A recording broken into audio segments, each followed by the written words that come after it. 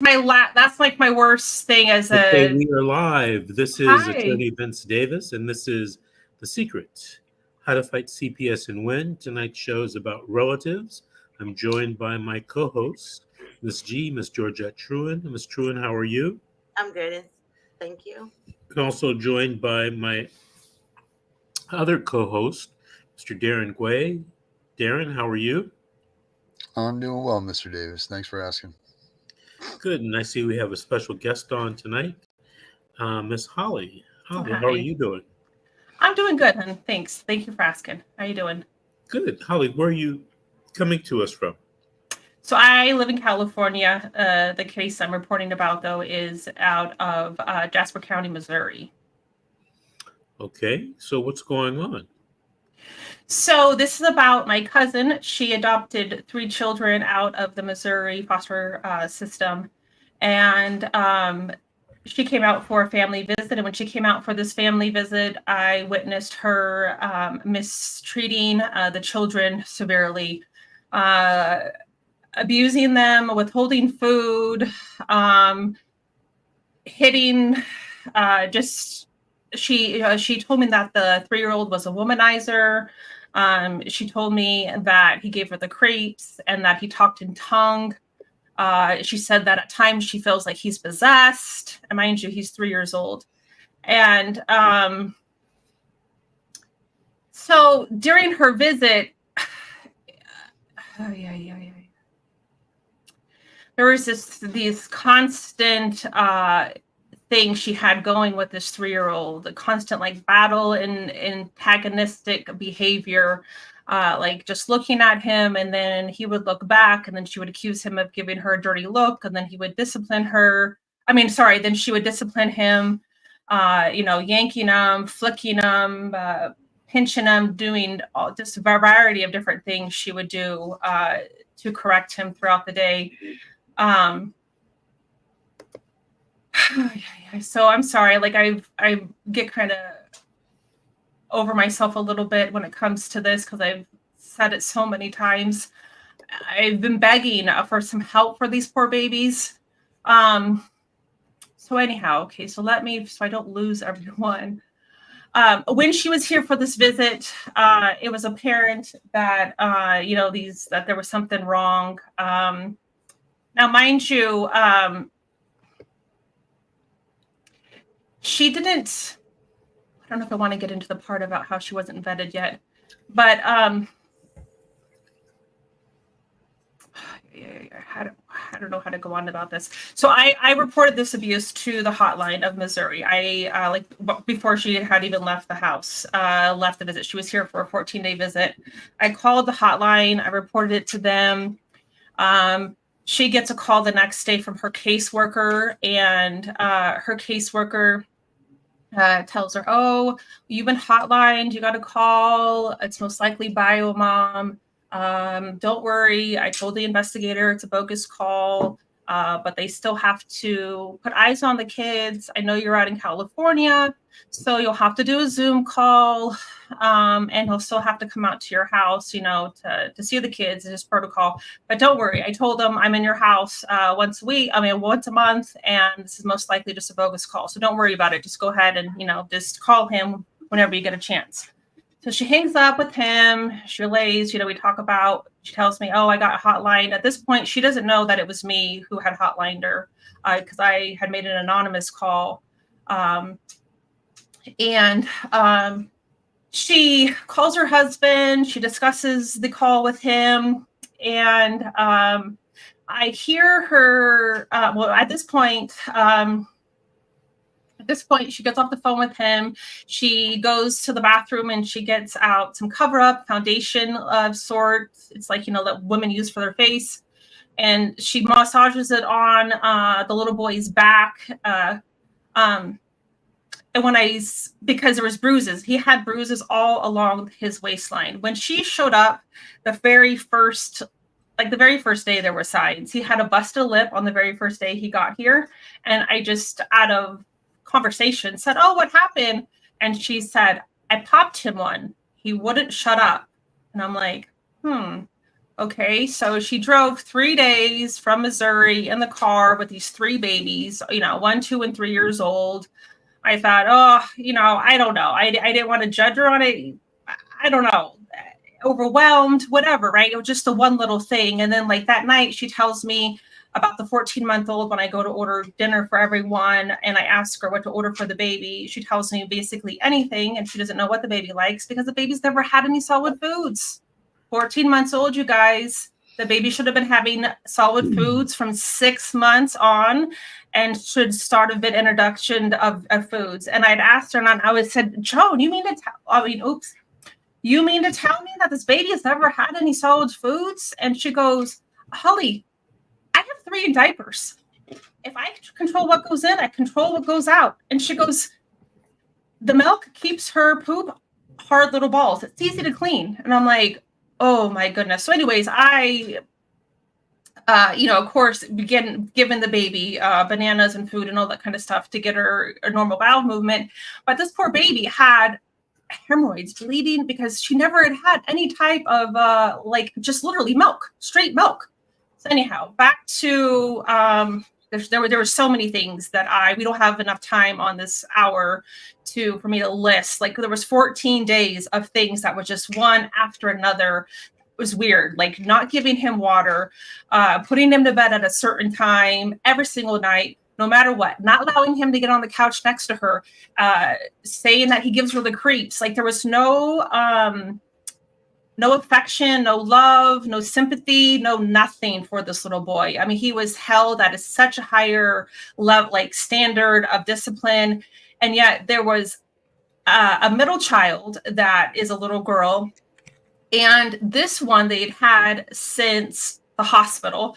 And she, mind you, so I know that this woman can love and can nurture because she did that for this little one. She had a sippy cups and she got picked up, and if she fell, she got her boo-boos kissed. And it was a normal parental interaction. It was a normal relationship, but not with this the first one, and not with this the youngest one. And there's a story behind it. I'll get to it at the end. That was never the intention. They only wanted this middle child, but these other 2 were kind of like collateral, if you will, because they were siblings and an incident happened. So anyways, I'll get to that at the end here. So do you guys want to stop me and ask me any questions if you're lost? Because I want the audience to really get this. And I know I jabber on. I don't have any questions. I was just listening to the story. Okay. I just want to make sure that as outsiders, you guys are getting it. Okay. So they're here. I make that phone call. She does this cover up thing on Christian's bruises on his back, his waistline. And she goes out to the back patio here and she calls the investigator. And it's about 2 hours after her original call. She shows, the kids, their torso, he asked for 3 sections, the torso, the front, and the arms, or something to that effect. 3 little parts, okay, 3 little parts, okay. Sent the kids in the house, like a little assembly line, back into the house with me. She manipulates and says whatever she needs to say to him. She gets off the phone. She calls her husband, and when she calls her husband, she's reporting back to him. Yes, I just talked to, can I say the investigators' names or no? No. Okay. So she talks to the investigator for the department, and so she talks to the husband and says, I talked to so-and-so. He says, and he's seen the kids. We're good with that, but he's going to have to come out to the house. He's going to come out on Tuesday. So she's talking to her husband now on a Wednesday. He calls in the next 2 days off work. She says, I'm leaving California tomorrow morning. I need you to turn the lock around. I don't know what this means at this point. Turn the lock around. Put the guns in the attic and put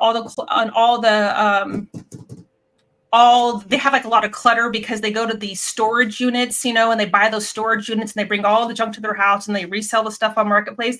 So she's telling him to put all the clutter into a playroom.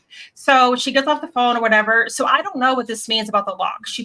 They're there for that evening. The next day we pack up her car with all the toys and everything that I bought for her, all the clothes, all that kind of stuff, send her on her way. And mind you, she doesn't know that it's me. So she's still talking to me. I talked to her all 3 days on the way home, hotels and everything. And so she gets home. She has this interview with her caseworker. Now, mind you, she knows this caseworker because this caseworker was on the case of all 3 of these kids, right? So she has this prior relationship with him. So he shows up at the house before this investigator does and says, oh, this investigator's going to come out today. And she calls and tells me, oh, he just left. I have him in my back pocket. He didn't even bring his laptop in. He's not concerned at all. He thinks it's BioMom. He's told the investigator it's BioMom. So he's already created this whole narrative to completely discredit everything that I've said. So she tells me all this and I'm thinking, oh, son of a gun. So I was like, you know what? Screw this. So I already know. So now she's telling me, I know the investigator's name because she's told me the investigator's name. She's told me case. So I'm like, you know what? I just called the department myself. I said, unfortunately, I'm the one who called. This is her cousin. I saw A, B, and C. I will no longer be anonymous. And you guys have it wrong. It's not BioMom. It's me. I don't know who BioMom is. I don't have a relationship with her, but this is me. Like, this is what I saw. So right then, I tell them all that. And I don't know, like everything, it's just gone to crap. So I got a hold of the caseworker. I got a hold of the caseworker supervisor. I got the whole case with the circuit manager out there. And I've had so many emails, probably over 100 emails back and forth dialoguing with this guy.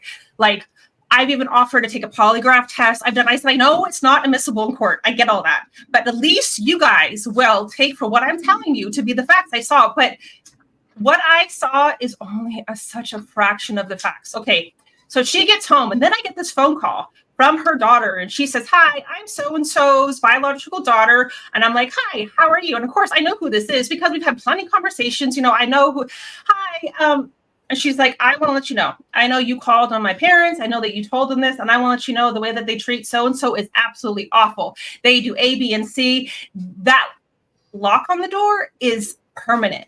They have it on there from 7P to 7A, like it's on there, and they take it off when the caseworkers come. She goes, and it gets worse. She's like, they have a piece, like a board over his window on the outside. And I'm like, what is the reason for this? And she's like, it's just to keep him quiet. Like they just like eliminate him. They have him in there. And then like, so when he comes out 7 a.m. in the morning, he has to get on this bus because he's a little bit on the, I don't want to say he's delayed, but he might speak more now, but at this time he had about a 5-word vocabulary. So he goes to a little preschool-like thing. So he would get on the bus at 8 o'clock in the morning, get back off at 12:30, back in that room from 1 to 4, out. So he literally had about 3.5 hours of family interaction time. But mind you, so the daughter confirmed he's not allowed to go in their bedroom. He's not allowed to sit on the couch. Even though there's family time, he's put in that room. He's like, it's eliminated. Anything that happens between him and that middle one, like fighting wise, even if the middle one started it, this one gets severely punished. Like she told me, and she told me this. She said that the mom knows like not to abuse, like not to leave marks, because they know that's the rule out there in Missouri. Like you can spank your child out in Missouri as long as you don't leave a mark. And so she says that, and I have this recording, I have a notarized letter. It's not hearsay, like it is on record. She says that when her mom's driving or even in the house and say he's yelling or something or crying, she'll put her hand in his mouth into the fact that he has vomited on himself. She has like scraped the inside of his mouth, made it bleed. And this isn't the only person who has seen her quote unquote gagging this little boy. So those are like the major things. So she said it's like a Valo case and a Turpin's case mix. When you have a locked in the room, you got this possession, you got withholding food. Withholding food's really, really gross, like terrible. Like when he was here, we made pancakes for everybody and I served them pancakes. And this happened every single day, but this was just like the example I can tell you. Like I watched it because I was like really paying attention at this time, how mean she was being to this little guy. So the pancakes issue was we make pancakes. He only has a few bites. Okay, he can go off and go play or whatever. But come lunchtime, guess what? He's fed or served those pancakes. Everyone else, the other kids, could have mac and cheese and our sandwiches, but he was only offered that. And she gets mad at him and says, "You're not going to waste her food. You're not wasting her food." I mean, he's 3. Wait, yanks them, goes and puts him in bed. Bedtime comes around and he's offered again those pancakes, and he doesn't have it. spanks his butt and puts him in bed. So now all day long he's gone just with those few pancakes. He's not. I've given snacks out, and she's literally told me no. Literally said no. He can't have any. If he didn't finish his food, I'm like, he's just a baby. No, Holly, he's not. She's a baby. When point to the middle one, she's a baby. I'm like, no, he's a diaper. He's a diapers. He's a baby. What's the problem with him? Why is he? Okay. So how they got these kids in the first place, which is so twisted in itself. And this is why I really think that I've gotten like a brick wall at this Department of Children's Services, is because they failed to vet. If they admit that they placed these kids with this abusive family, then they're going to have to admit that they did not vet this family at all, and that they didn't do their job. Because a year ago, she was accused of gagging this little boy. I didn't know this. A year ago, allegations came in that the bio mom walked in the room and saw the fingers down the little boy's throat. He was only 2 years old at the time.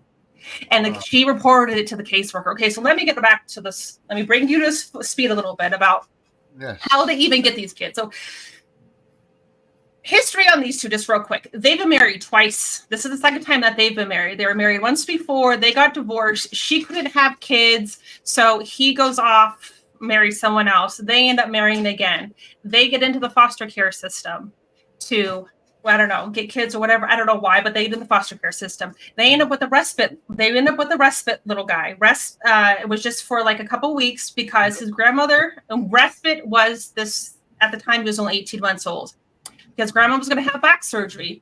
So they get a call and say, can you take him? They say, yeah, we can. So in the middle of like their placement with my cousin in this respite time, bio mom finds out she's pregnant again. So grandma, original placement, says, I can't take two kids. I can take the one, but I can't take two. So my cousin and her husband step up and say, well, we can take both of them. So of course they want to keep siblings together. And grandma was fine with that because the whole idea was reunification anyhow. You know, the little boy was going to go back with mom anyhow. So they get the place, they agree to that. But there's a little bio mom decides that maybe she doesn't want this second child. Maybe she is going to have an abortion. Maybe she's going to give it up for adoption. She's not too sure what she wants, but she knows that she doesn't want to have the second child. So Joan hears this and says, oh my gosh, this cousin hears this and says, oh, me and my husband have been wanting a child so bad. We want to adopt this child. Let us do that. And if you let us do that, we want to do something for you. We'll go ahead and just adopt the first one and give him right back to you. So they worked through. So bio mom was only court ordered 2 hours of supervised visits. My cousins allowed bio mom 3, 4, 5, 6 days at a time, unsupervised at her house, at motels.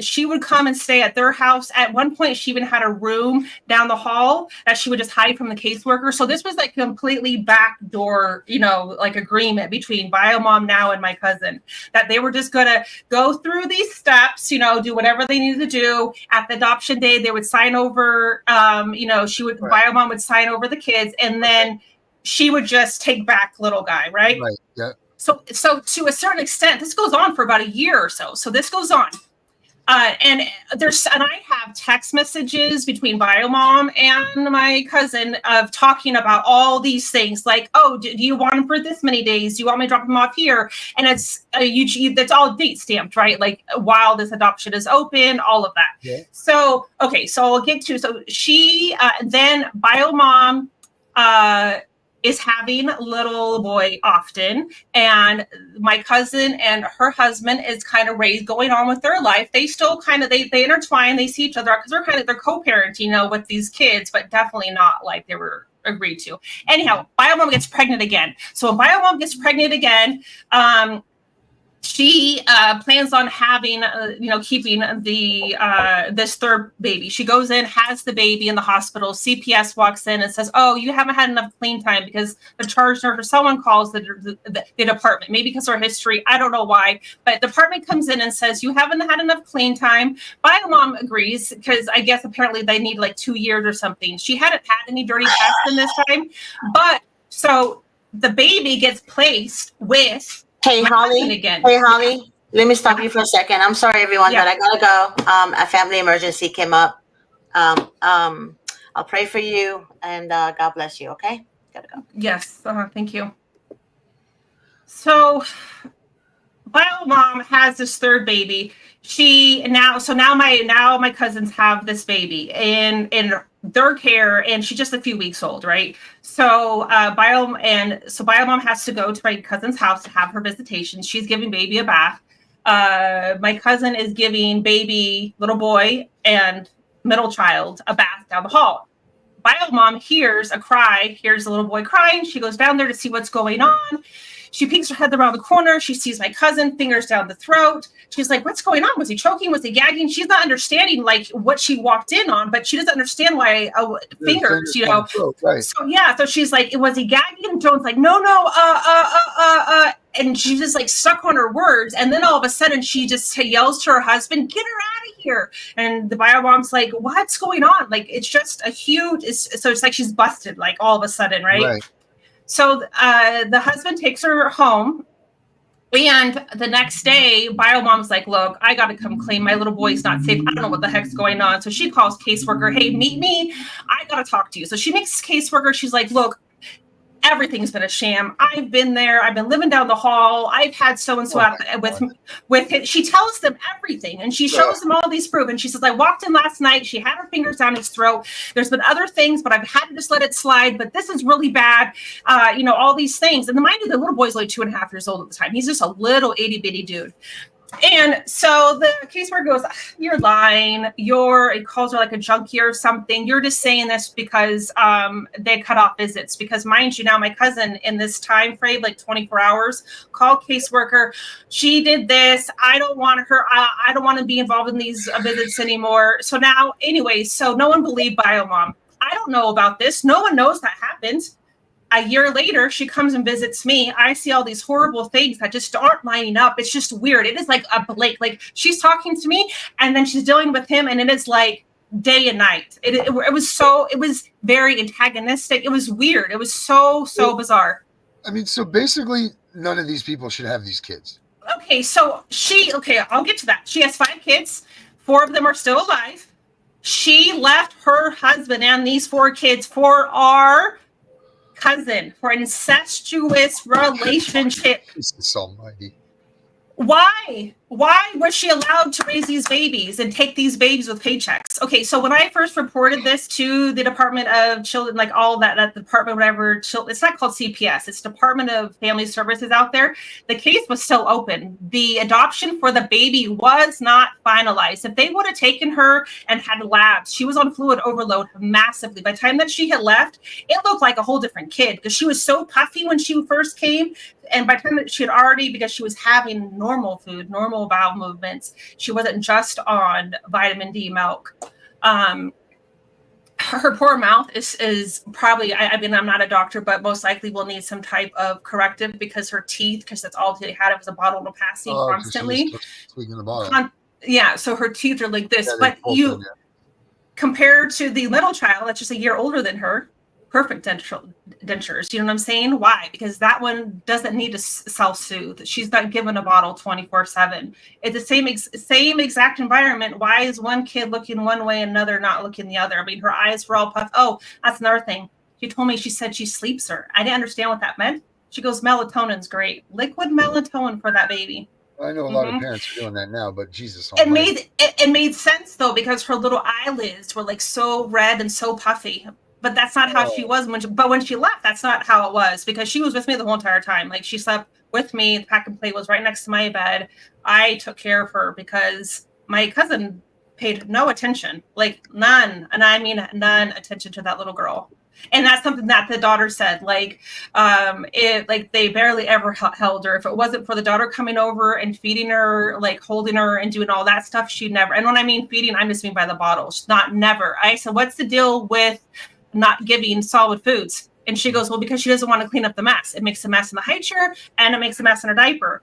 And she goes, and she knows what she's doing because the caseworker got on her about 7 months, said, I have a baby the same age. She should be having solids. So my cousin goes to the store, buys food, puts it in the cupboard, but never gave it to her. It was just for looks. Holy shit.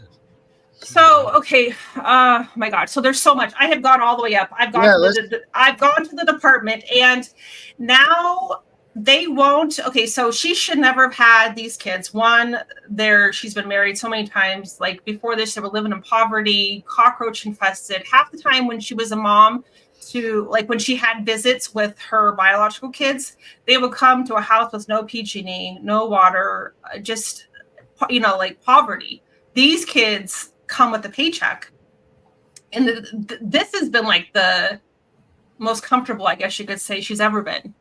And it's not with just these kids. So this husband has a biological son. He has the same exact long restrictions up to a year, being beat with a guitar, being told that he's not loved and God doesn't love him, being withheld. Like when her kids would come on the weekends for their visits, he was made to stay away from them. He was made to stay in the room. He was not even allowed to have eye contact with her bio kids.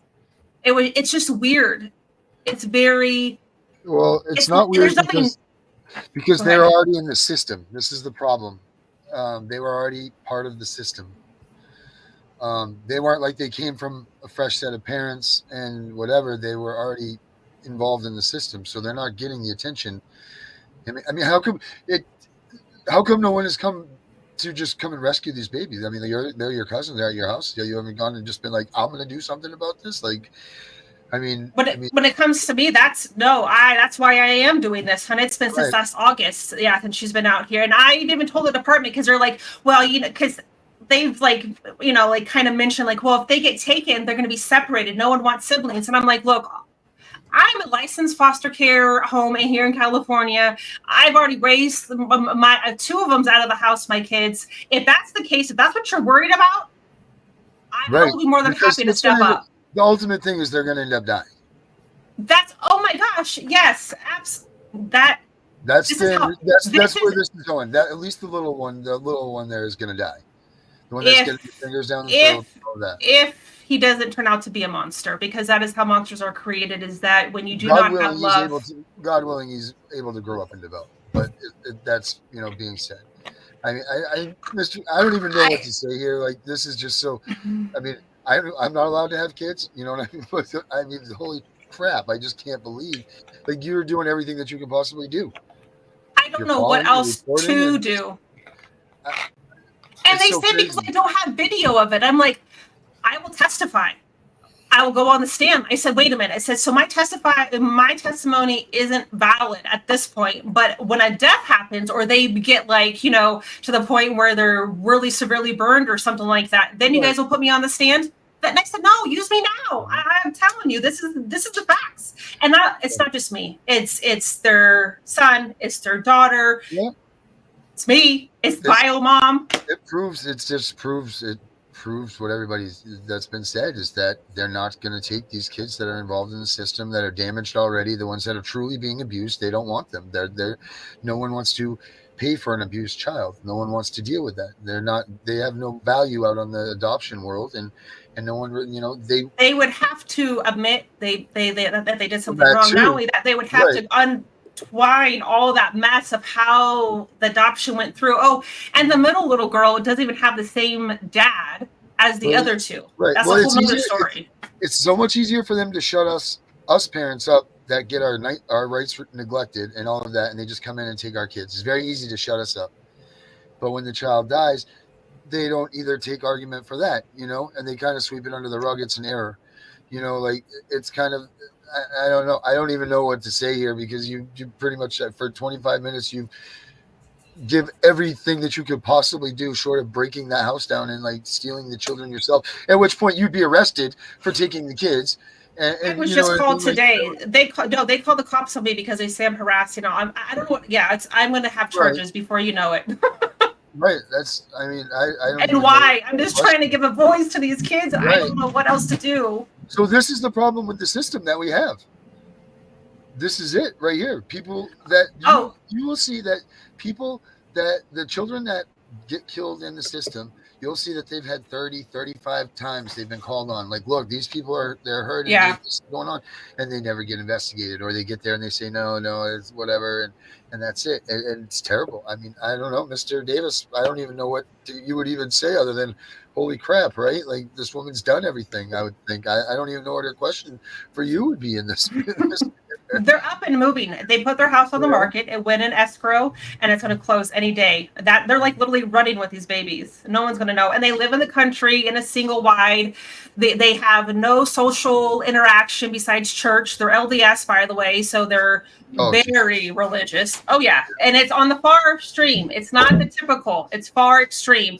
Like I told you, possessed. They believe in demons. Like, oh, so that kid doesn't stand a chance. No, he doesn't.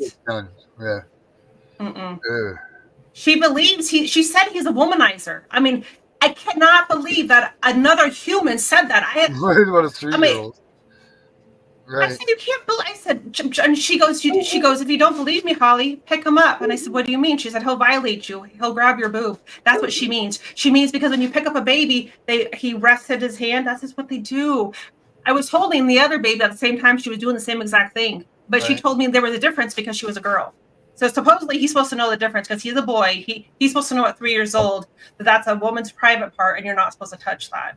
Yeah, like he's just getting over that was breakfast not too long ago. You know, he doesn't know what he's doing. He has no, and mind you, this has been her rules though, like that her daughter confirmed. Like, well, then you have the confusion of biomom being involved too. So that's got to add a whole nother degree of like what the trauma to the poor kid. Yeah, like I said, he hardly said any words, like just 5. He's just a few words. Shut up happened to be one of them. It's like, oh, of course it was. Why do you think that's all that he heard? Mm-hmm. Right.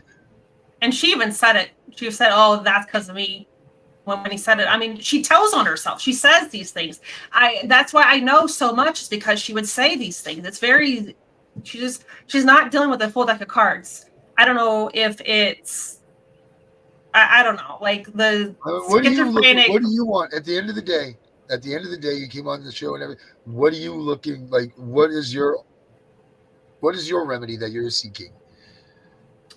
The department needs to remove those babies and put them with someone. I don't know. I don't care at this point where they go to. I mean, they need to be together. I feel, obviously, I think that's the best thing. But anywhere away from them is good. They need to remove them. They need to remove those kids. This woman, it's one thing when you're dealing with a drug addict or you're dealing with someone who has mental problems, when they're saying, hey, I need help. She's not admitting that. She's just going to continue. They're running. She's going to continue to hide. She's going to continue her abuse. The older kids were homeschooled. I mean, it's all by design. Right. Get away with this. Mm-hmm. Oh, and they keep their system that way too. I mean, it's for everybody to get why do you think she's up and going? Yeah. Right. And they're getting a lot of money. So Department of Human Services too is getting a lot of money from this. They got 5 kids that are racking up, however much money a month that they're getting, they adopted 3 out of the system. So I mean, there's money to be had, so they're just going to leave it alone. I mean, I don't know, Mr. Davis, is there a fast track to help someone like this, or is it pretty much the way the system works? I mean, unfortunately. I don't think it's designed to work this way. Obviously, right? But other than reporting the abuse to CPS, Missouri and California, and perhaps reporting it to the police in both locales, the only other thing that you can do is take matters into your own hand and file a case to take custody of the children through some type of guardianship or something. Could I do that? I'm sorry? Could I? I mean, I could actually do that? Yeah. I would do that in a heartbeat. If someone would have told me this 9 months ago or 6 months ago, because I'm spinning my wheels. I'm not getting anywhere. And they are just being abused. Well, you didn't call us.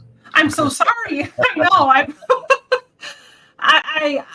Because I've been calling everyone out there, and that's the thing. No one even touches cases against the department out there. They don't. Well, you found the best of the best. So I will. Everything happens for a reason. So that's right. Okay. So, can I get a consultation with you so we can go over what I need to file, what that looks like? Because where do you live in California? I'm in Granite Bay.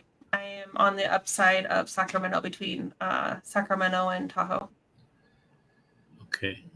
I'm in Merced right now. Oh, okay. All right. Yeah. Oh, you're not very far. I'm in a trial today and tomorrow, but we can do a Zoom meeting.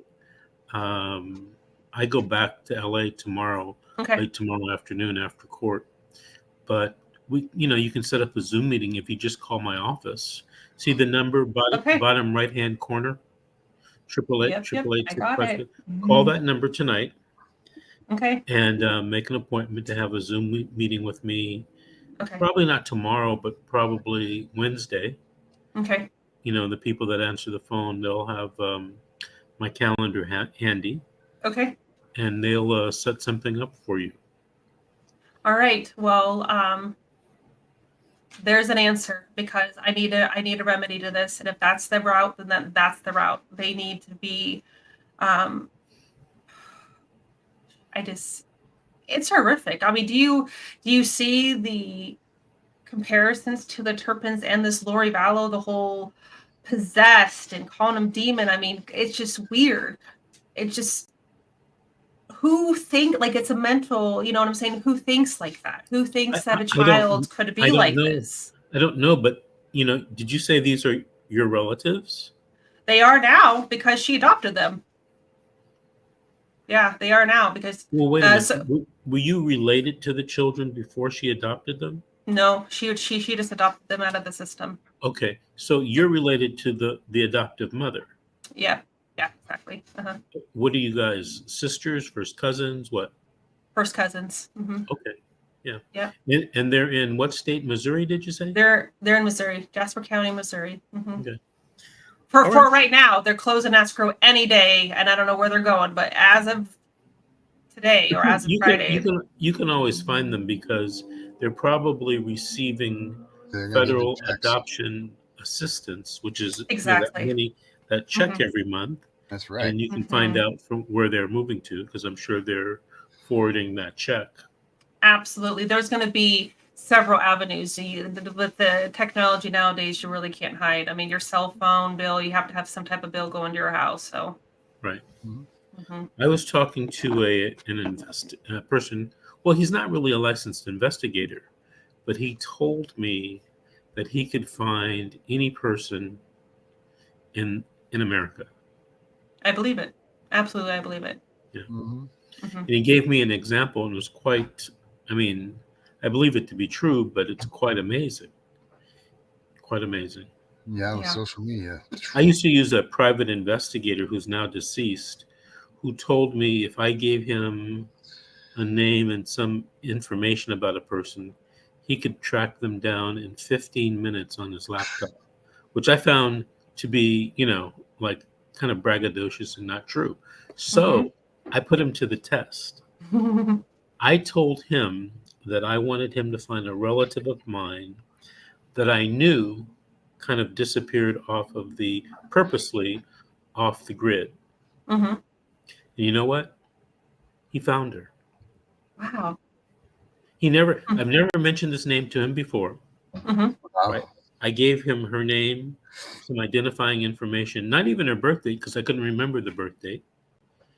It was my paternal aunt. We're kind of estranged from each other. And she moved and didn't want to say where she moved to. And I was trying to, contact her, kind of rekindle the relationship. And I actually called one of her girlfriends who's still alive, because my aunt's, she's probably in her late 80s now. But the girlfriend called me back and told me, actually it was the girlfriend's daughter, said, your aunt doesn't want you to know where she is. Wow. So just that, things were going on, and the PI, he happened to be over my house, and he tells me this. We're talking about something completely different. I can find anybody in 15 minutes on my laptop. And I'm like, oh yeah, prove it to me. And he found it. Yeah, there's a lot of things out there when it comes to that skip tracing. Well, I'll give you the most up-to-date story or showing proof of this happening. This just just tonight, I had stopped at a little roadside vegetable thing. They have the plants, tomatoes, and all that stuff. Yeah, produce. I stopped there, and then on the sign it says either leave cash or pay by Venmo. Well, I didn't even have my wallet with me, but I had to bring my stuff home to my wife because I was not dealing with that. By the time I got home, I had 4 messages on Facebook. It was 10 minutes away. There's a notice up on Facebook to the police saying that I've stolen these plants. There was I forget, it was like 30 messages. I'm not even bullshitting you. 30 messages. This was right before the show, right before I go on with you. You're like, geez. They're like, I'll Venmo you. Chill out. Department. I'm like, look, man, I didn't steal any plants. I'm like, I talked to the woman's husband, but literally I got here with the plants and people knew I was coming here with the plants before my wife knew. It was crazy. So I told that lady she can. Whatever. Yeah, they're not going to be able to hide for long. I mean, it might be a month or two, until they get some type of service in their name. And like you said, those checks, they're not going to forego those for nothing. So, no, that's the whole reason why they got into the whole thing. Yeah. Okay, Holly. Well, I want you to call that number tonight. They'll make an appointment for us to talk, and we'll go from there. Okay. I got it. All right. Thank you for being on, and thank you for sharing your story. Thank you for having me, and I look forward. Yeah, thank you so much, and we will talk. We'll talk tomorrow. Right. Thank you so much. Thank you. Okay. Wow. That was kind of a different twist to the CPS relative issue, wasn't it? Yeah, that's one extreme to the other for sure. But it just goes to show that it is one extreme to the other. The machine has no evil inside. It just goes, it doesn't pick and choose. It's, it's like it has no regard for what you are or who you are. It's just when it's time for the machine to bite, it bites, and that's right. It. It's like a dog, Any questions you had for me this evening? No, Mr. Davis, I think I'm still trying to take in that whole story from that lady and the fact that I was just all over Facebook for being a tomato thief. Unreal. That'll teach you. Hey, tomato, right? I want to tell you a quick story. Yeah. Maybe I shouldn't go into this because I'm still doing the trial. But we're supposed to finish the trial tomorrow. Some interesting things happened in the case, and after the trial is over, we'll talk about it. All right, I'm gonna put a note down. Okay. Remind me. All right, that. sir. All right, Mr. This is one of the first few nights that we can end on time. Perfect. Start on time, end on time. Yeah. You get some rest, Mr. D. Good luck tomorrow. Talk to you later. We'll see everyone tomorrow at 7 p.m. Good night. Good night.